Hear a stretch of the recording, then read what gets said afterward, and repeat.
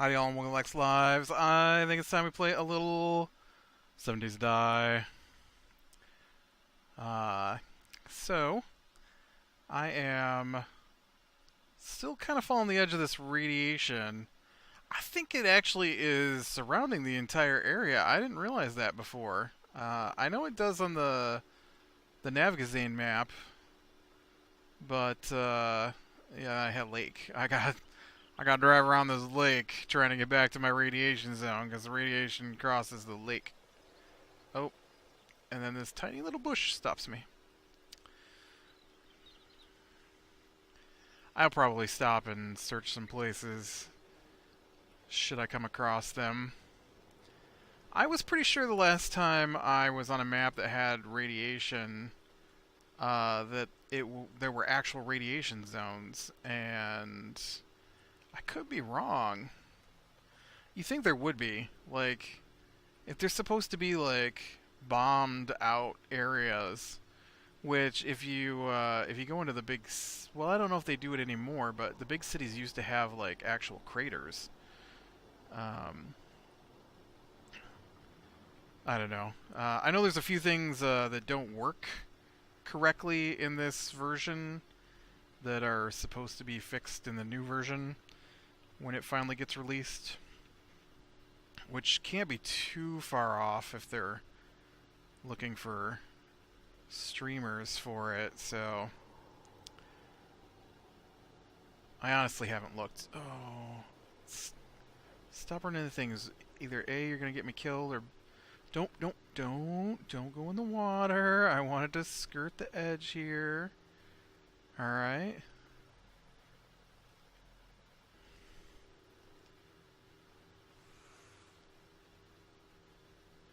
I think I've got plenty of fuel. Yep. Because I had some cans, so that's not going to be... Aw, man. Like you can see on the map here, this red, that's the radiation. And so it definitely has a curve to it, like this is the middle of the bottom right there, right?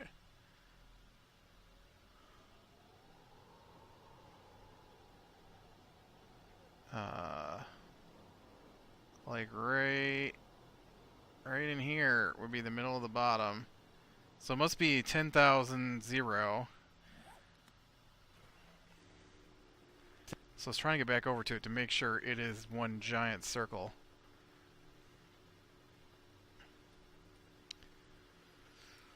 We got to play our D&D last night. I like to talk about my D&D games in here. And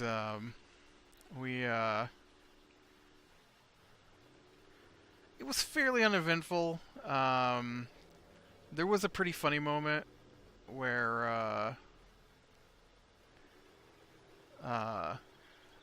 well, you know, there's an unfortunate thing with turn orders, and my my rogue gets a huge bonus to turn order. Not only did the DM give my rogue a sword that gives her advantage on turn order, so when we roll to see what order we go in, she gets to roll twice and take the higher of the two. But she also gets a +5 to her roll because she has such high dexterity. And turn order is partially determined by your dexterity. And so,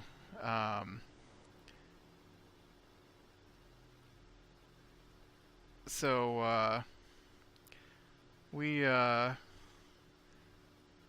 up fighting some... actually, in that case, she didn't roll well. And my cleric went before she did. Oh, I am out of fuel. Alright. And so he dropped a big spell that awoke 2 fire elementals. I'm not exactly sure how that room was supposed to work, So I don't know if it got changed up or anything.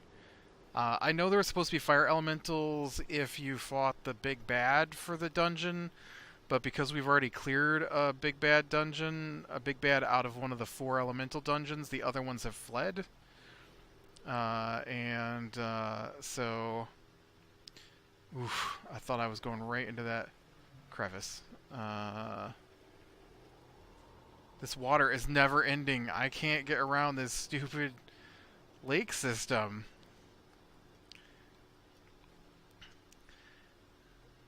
I mean, I could swim across it, right? But I don't want to stop riding my bike. Is that radioactive terrain over there? Because if that's radioactive terrain, it is not a circle.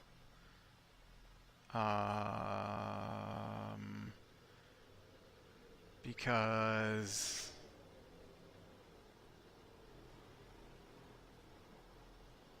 Or it's very sharp here. I'm pretty sure that is radioactive terrain. Right there. Yes. Alright, so let's look at the map. Oh. Hey, doggy.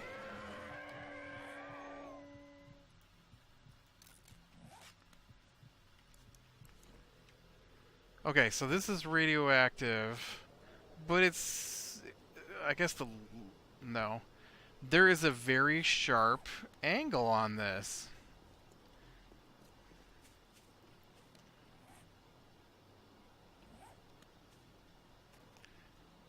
Okay.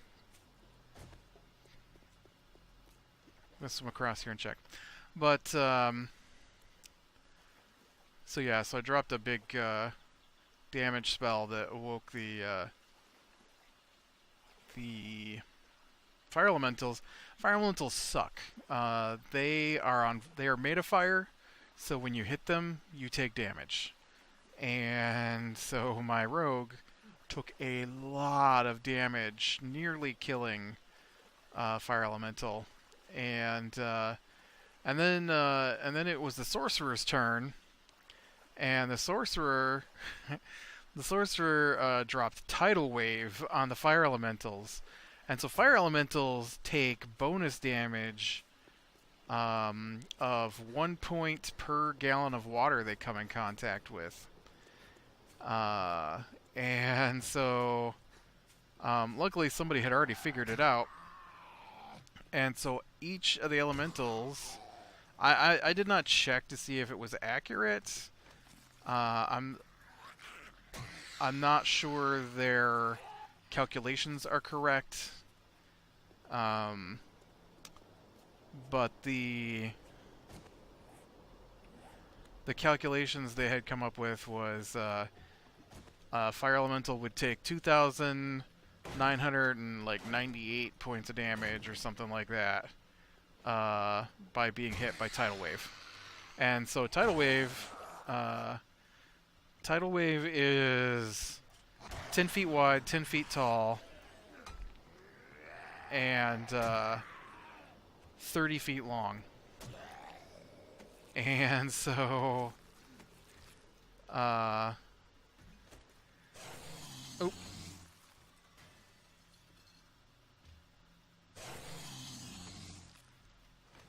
Nope. I was gonna read that thing, but I can't.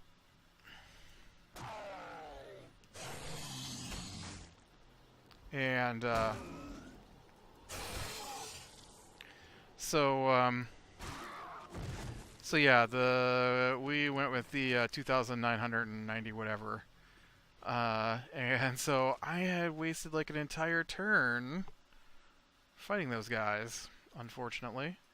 When they could have just waited and watched them get washed away. I didn't even know our sorcerer had Tidal Wave. He's never used it before. But it's pretty spectacular. That was pretty fun. Other than that, nothing really major went down.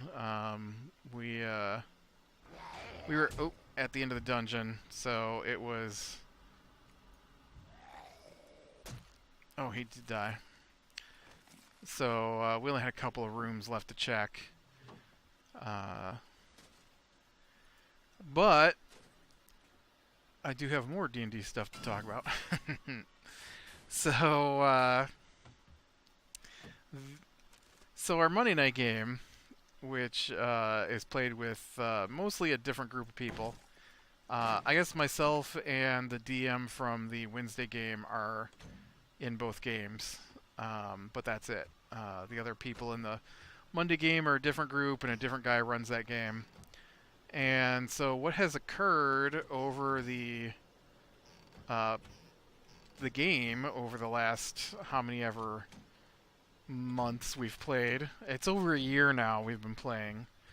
It's got to be getting close to 2 years that we've been playing this campaign, and we're at least a year and a half. I can't believe I'm not taking radiation damage, man. I am in the radiation zone, but apparently, oh no, now it tells me I entered the radiation. And so I want to clear enough of this off my map to make sure it's a circle, because it looks really sharp in spots. Like I don't know what it is, but that line there looks different than that line there and this line here, visually to me. So,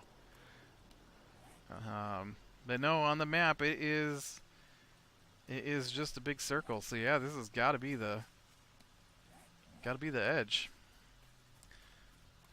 All right, so now I want to go back to my bike, which does not show up on the map. It's not really that big of an issue, but if I'd have known... I thought my bike would show up on the map when I was close. Shut up, Snake. So, yeah, the issue that has come up is that my character does the most damage. And if my character is not with them or is incapacitated in some manner, they don't do any damage. And look, there's another snake. Snakes everywhere. And so I had talked with our... Well, okay, I told the DM, I was like, dude, I want... Oh, look at that. Look at that big wall of radiation there. I was talking to the DM, I'm like, dude, I'd like to hire a wizard to go with me, because the wizard we got doesn't do any damage. And he specifically has set up his wizard not to do damage, which is... It's super annoying because it limits what we can do, and the things he thinks are amazing don't work. And so... So it gets super annoying because, like, we just had this big fight, a huge fight, like 60 guys, and we should have won that. We should have won that hands down if everybody had been, you know, throwing what they had at this fight, and they don't, and it drives me crazy. And so I've given everything I've got, including my character dying. I used all my big heal potions, you know, just trying to scratch out a little bit of taste of victory from this major fight. And, you know, and then they're like, no, we're gonna hide in this other room, and, you know, I'm gonna do 1-2 attacks with my sword, and we'll see what happens, and... you know, and I'm like, no, abilities and spells, why aren't you guys using them? I would like to attack one person out of 60. I would like to try and make that one person out of 60 stand still. You know, stuff like that. And it's like, no, there's 60 guys. If you got stuff that hits more than one person, you need to do it. You need to be dropping as many of these guys as you can, as fast as you can, so that we can focus on the couple of big guys that remain, you know, in a more one-on-one fashion. And it didn't happen. It didn't happen. We lost that fight. They try to call it a victory, but I'm like, no, we lost that fight. You can pretend all you want. I don't care that the main bad guy teleported away. We left other bad guys standing and fled. We lost. And so we've never lost a fight before because we've never fought numbers of this size in our campaign. Everything's been... Well, we did have one fight, but everybody was like, oh, look at that weird spot over there. I'm going to go check out this weird spot. And...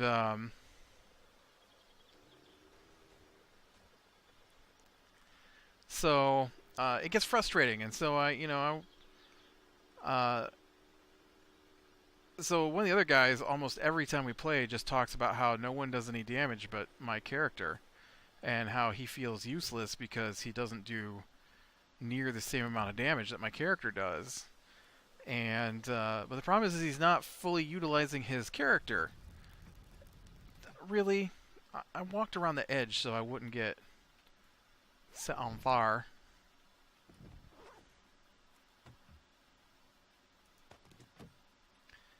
And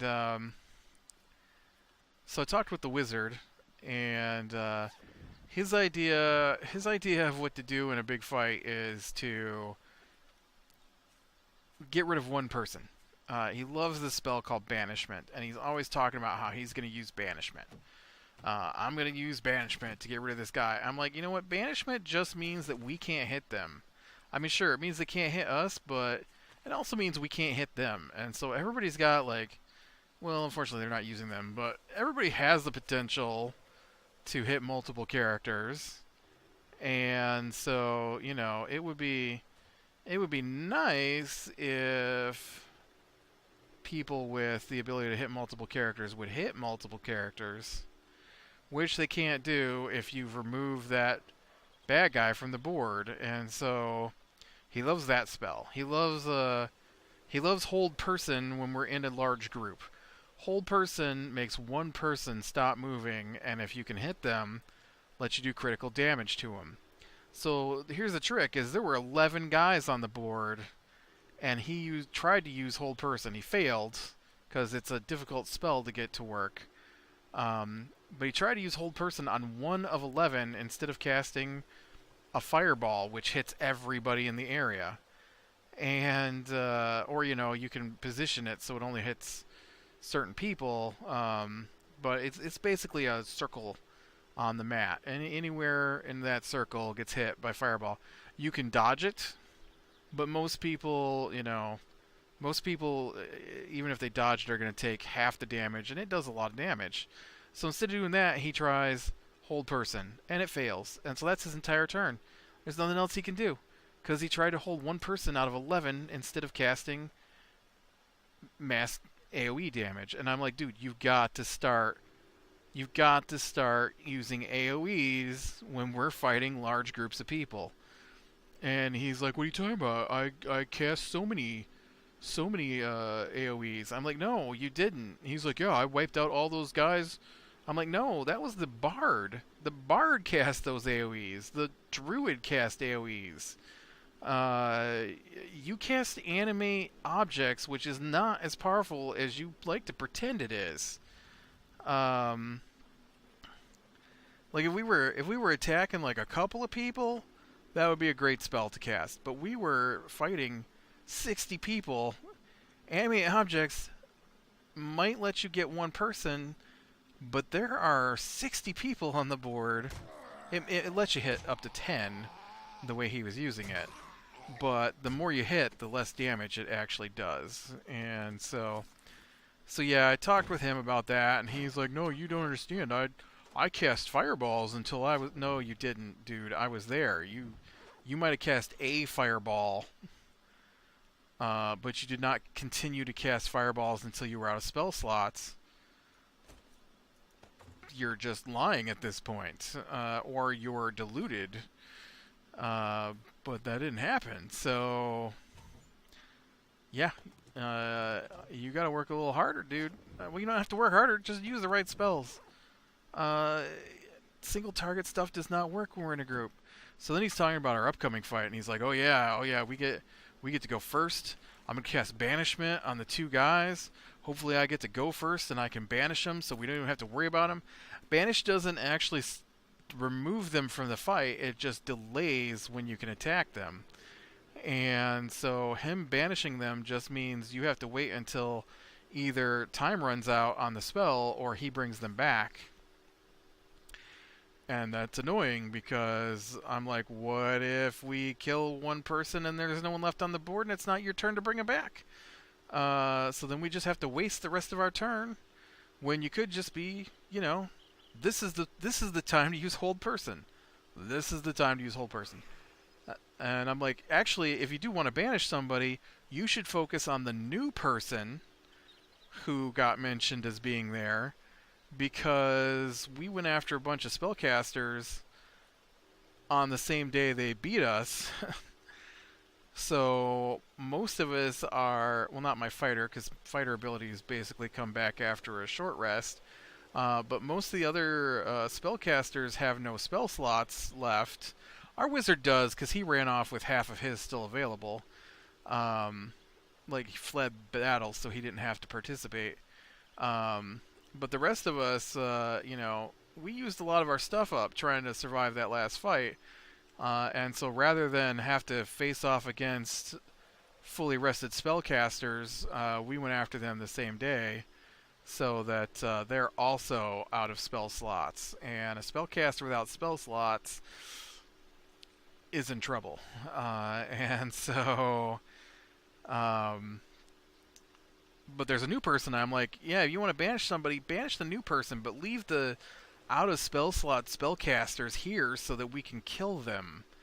And I'm like, actually, it'd be better if you had something that could do a bunch of damage, because that's what we're trying to do, is kill these people. We need damage, not, you can stand over here for a minute.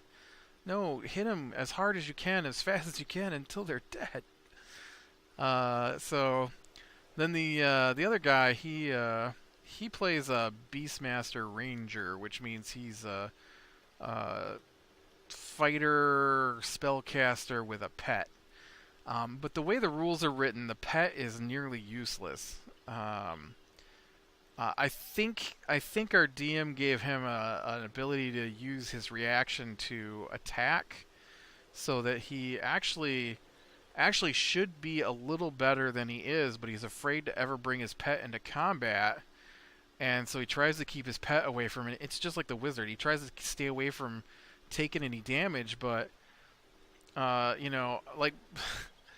as a fighter, I have to get right up in people's faces to be able to do anything, so I'm always taking massive amounts of damage because I'm the only one next to the bad guys, it feels like.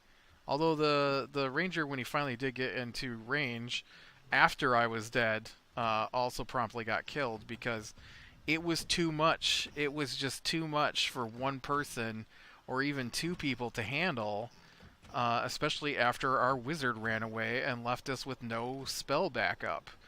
And like, those dudes never took damage because nobody was casting rain or area effect spells. They were single target spells, and mostly by that point where it was all heals. Oh, did I pick up a chair somehow? I don't want a chair. And so yeah, it was frustrating, but the ranger, I'm like talking to the DM today, and I'm like, dude, we need to do something, because I can't be the only damage dealer. I just can't. And so he was like, yeah, we're gonna redo. He said he might give a boost to the guy that's playing the ranger.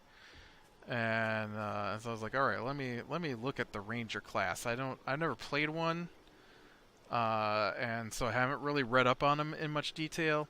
What spawned this whole conversation with my DM actually was I was watching some DMing advice, and one of the things the guy was talking about was some tricks he does that he adds on to his campaign that aren't part of the official rules. And so one of the things he was doing was you get bonuses as you fight, and he was trying to decide what bonuses to give to the fighter class, and so he said he thought maybe he'd give the fighter in his group. You're gonna get me killed by this zombie bear bouncing around and running into things. Extra attack. Now I already get extra attack as a fighter, and the ranger gets extra attack, and I think that's about it. And so the two of us already get extra attack, but next level I get an increase to my extra attack. So instead of extra attack means you attack once and then you get to immediately attack again. And so at the next level up, I actually gain another one of those. So I get to attack and then attack and then attack. And so I got looking at the other classes, and fighter is the only one that gets that. And I'm like, huh, so they're already complaining that I do all the damage in the group and that they can't keep up. But next level, it's going to get even wider, which is why I started talking to the DM. I'm like, dude, we got to get these guys. We got to get these guys in gear here, because they're already complaining that I do too much damage, and I don't want to hold back. I want to do as much damage as I possibly can. So we need to look at what's going wrong with their classes, because this stuff is balanced. This stuff is not... This isn't like homebrew stuff. We're using the rules pretty much. And so these guys are all we're all supposed to be about the same level of output in one form or another. And so it's ridiculous that I am so far beyond what they're doing. And I mean, we're talking like the one guy does like 24 damage on his turn, and then I turn around and do, 50, 60 damage on my turn. And so I got looking, and I'm like, dude, he just needs to A, use his spells, because he's not using his spells, and B, get better spells. It's not that his class is broken and needs a bonus. It's that he has chosen the wrong spells, and you need to just let him redo his spell list and get more combat focused spells than what he chose. Because the problem is that two of the members of our party want to play their characters funny. And then when it gets into combat, they don't have any abilities that actually help them in combat because they went with funny. And by funny, I mean like speak with plants, speak with animals, 7 different ways to convey yourself from one point to another. Just because there's a certain instance where this will make you a better... make you travel better than other people can travel, but really doesn't have an impact on the game, and you probably should have saved your money and went with more damage spells. That kind of thing. And so, we have yet in 10 levels worth of play run into the moment where we need to speak with a plant. Actually, I think we did speak with a plant once. It wasn't that helpful. We tried to speak with animals once, too. Also not that helpful. More helpful than probably should have been. Actually, speak with animals has been a pain in my side, because I hate the conversations they have with the animals most of the time, because they're goofy. Dude, was I here?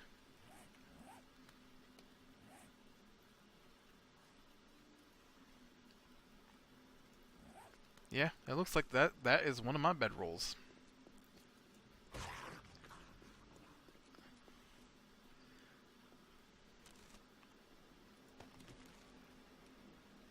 Whoa, dang it! Oh, and I didn't pick up that bedroll and put it down.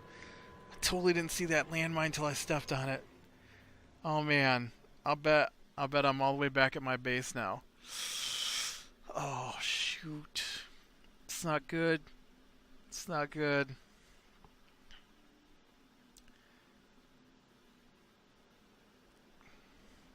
But yeah, I mean, like, speak with plants is not. Oh,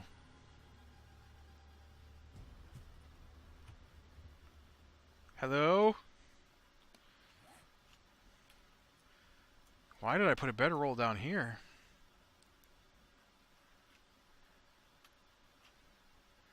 Well, I'm glad I did because it's not too far from here to my. I mean, it's pretty far, but it's not as far as if I was back at home.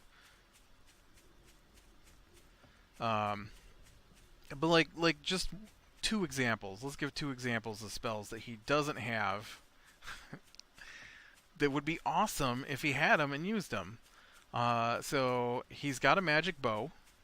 It does extra damage. Depending on if it's daytime or nighttime, determines what kind of extra damage it does. So it's awesome. It's great, but he never wants to use it. He's a ranger who doesn't want to use a bow.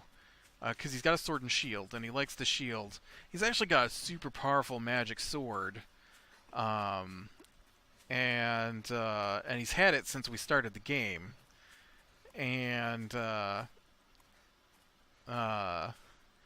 like, I mean, so, you know, the game is based off dice, and so his sword is a short sword, which is 1d6. But then it also does 1d6 fire damage, just automatically. And we've had that since the first dungeon we cleared. I didn't take it because my character was using a longsword, and I didn't really understand how the game worked, because that was, I mean, this is basically the first campaign for me, really, as a player, ever. And, so 1d6 plus 1d6 is the same thing as a great sword, which is, you know, big heavy weapon, which is what I use commonly. Now, the sword I have now can be stronger than that, but usually isn't. I have a special sword that has the ability to do lightning damage. Is this the... No. I'm going to keep going this way. And so when I hit with it, it does the 2d6 damage, which is the same as that guy's sword. But then it has the bad guy has to roll to see if he takes lightning damage. And if he fails his roll, then I get to do an additional 2d6 lightning damage. Comes up about 2 times, maybe 3 times a night. And so every hit that guy does, though, is as strong as my greatsword. But I also play Great Weapon Master, which gives me a lot of extra bonuses to my Great Weapon attacks, which is why I do so much more damage. But he could do the same thing with his bow if he would just switch to using his bow. And, but I was like, man, you know, as a ranger, he gets access to all these bow attack spells. And there are some sword attack spells he could be using that he doesn't use. But they're way more bow ones. And so one example is Fire Arrow. He has access to Fire Arrow. And so when you use Fire Arrow, you basically enchant your arrows in a quiver. I think it's like 12 of them or something like that. And so when you fire the arrow, it does an additional 1d6 fire damage. And,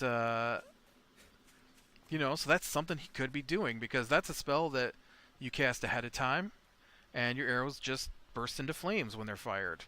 And then on top of that, there was another spell called Lightning Arrow.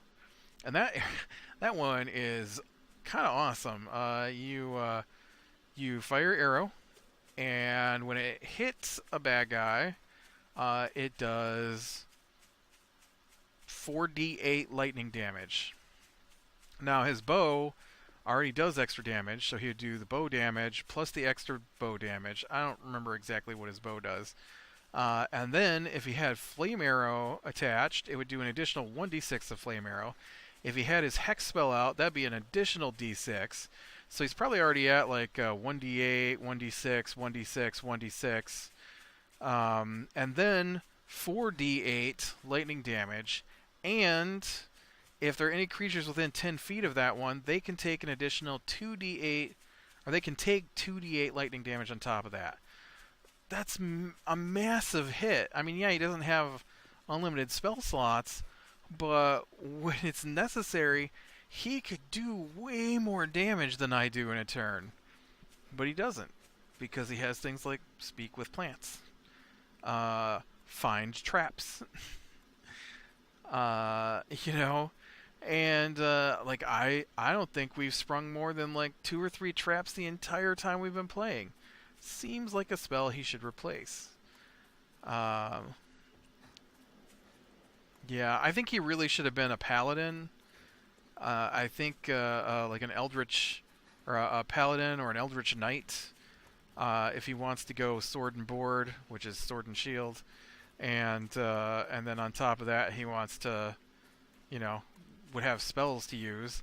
Not that he uses spells now. Maybe we should switch characters. He can play my fighter who doesn't have spells, and we'll just let him keep the pet, and then I'll play the ranger, but I get to redo the spell slots, or the spells he knows.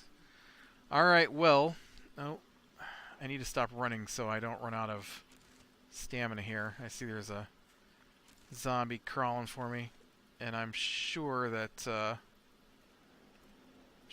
I'll be running across the dog here pretty quick, but I'm gonna go ahead and call it here. So click like if you like, subscribe, share, and catch the next one. We'll talk to you later.